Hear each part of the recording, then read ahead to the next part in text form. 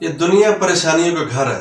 ہر انسان کسی نہ کسی پریشانی کے اندر مبتلا رہتا ہے، اور سب سے زیادہ جو خطرناک اور بڑی پریشانی ہوتی ہے وہ رزق کے حوالے سے ہوتی ہے، خوراک کے حوالے سے ہوتی ہے، بھوک کے حوالے سے ہوتی ہے.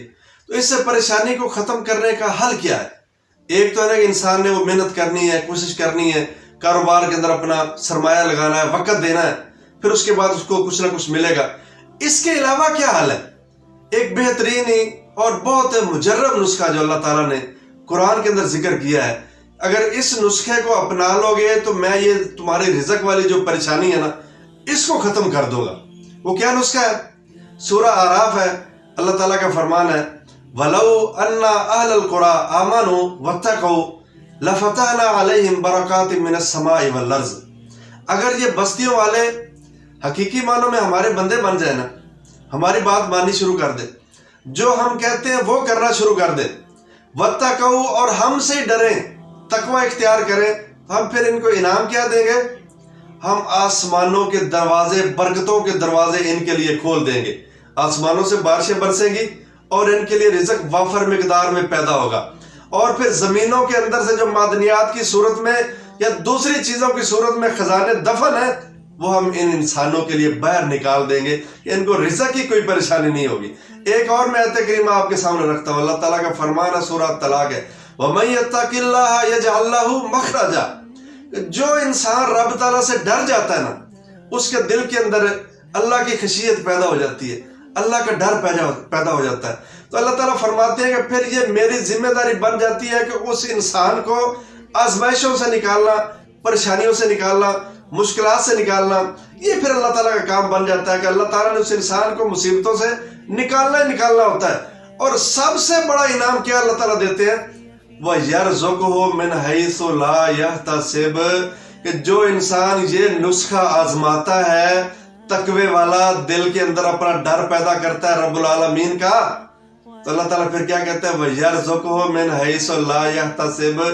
میں ایسے انسان کو رزق ایسی جگہ سے دیتا ہوں، مال ایسی جگہ سے دیتا ہوں، اس کے کاروبار کے اندر نفع ایسی جگہ سے ہوتا ہے کہ لا یحتسب، انسان کے وہم و گمان کے اندر بھی نہیں ہوتا کہ بھئی یہاں سے بھی کاروبار بڑھ سکتا تھا، یہاں سے بھی مجھے رزق مل سکتا تھا، یہاں سے بھی مجھے نوکری مل سکتی تھی، یہاں میں کام کر رہا ہوں، محنت کر رہا ہوں، یہاں مجھے اتنا فائدہ حاصل ہو سکتا تھا، اس کے گمان کے اندر بھی نہیں. لیکن اللہ تعالیٰ کہتے ہیں اس نے ہماری بات مانی، ہماری بات کو تسلیم کیا، ہم سے ڈر گیا، دل اپنا گناہوں سے پاک رکھا، ڈرتا رہا، ہم نے اس کو انعام کیا دیا کہ اس کی سب سے یہ جو پریشانی رزق والی تھی نا، نفع والی تھی، مال والی تھی، وہ ہم نے ختم کر کے اس کو وافر رزق دے دیا.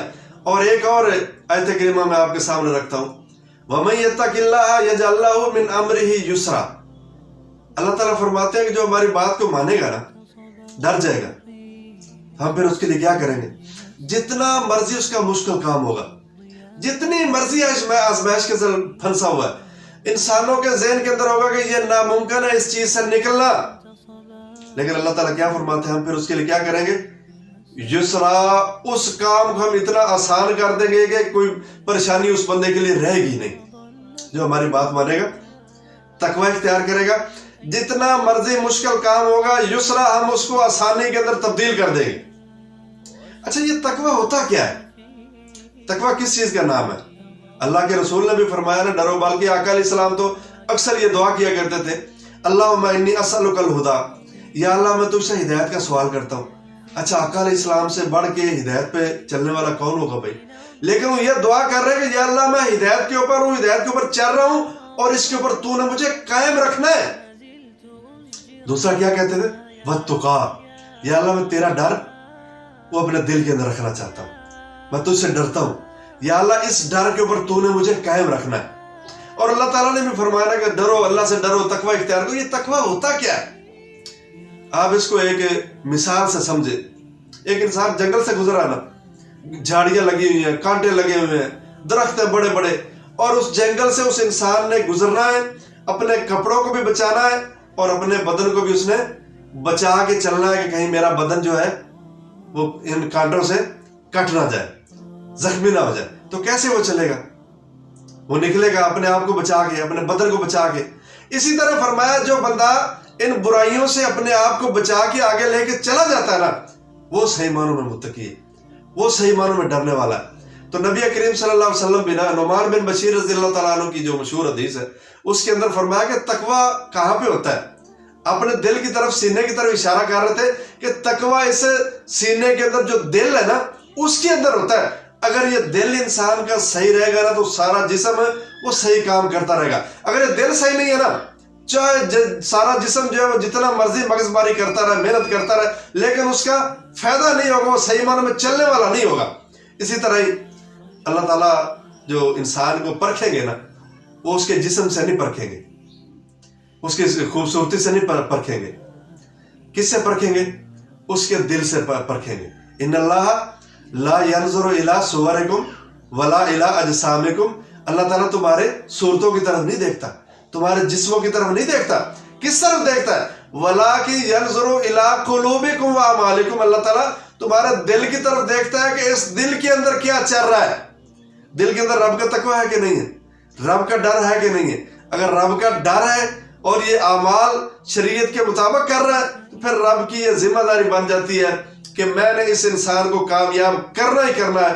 اس تقوی کے اور بہت سارے فوائد ہیں, لیکن ایک فائدہ جو چھوٹا سا میں نے آپ کے سامنے, ہماری نظروں میں چھوٹا سا ہے لیکن بہت بڑا فائدہ, جس سے انسان کی بہت ساری پریشانیاں, کیونکہ یہ بھوک, یہ افلاس, یہ رزق کی تنگی, یہ انسان نہ اس کا دنیا چھوڑتی ہے نہ اس کا دین چھوڑتی ہے. یہ اتنی بڑی بیماری ہے, بڑی آزمائش ہے.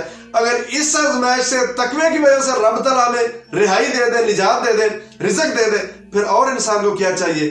یہ بہت ہی بڑا مجرب نسخہ ہے, بہت ہی بہترین عمل ہے. اور یہ تقوی اختیار کرنا ہر معاملے کے اندر, چاہے وہ رشتہ داری کے معاملات ہو, دنیاوی معاملات ہو, اسلامی معاملات ہو, وہ لوگوں کے ساتھ اٹھنا بیٹھنا ہو, اپنے گھر کے اندر معاملات ہو, ہر معاملے کے اندر, اپنے کاروبار کے اندر جو انسان تقوی اختیار کرے گا کامیابی اس کو ضرور ملے گی.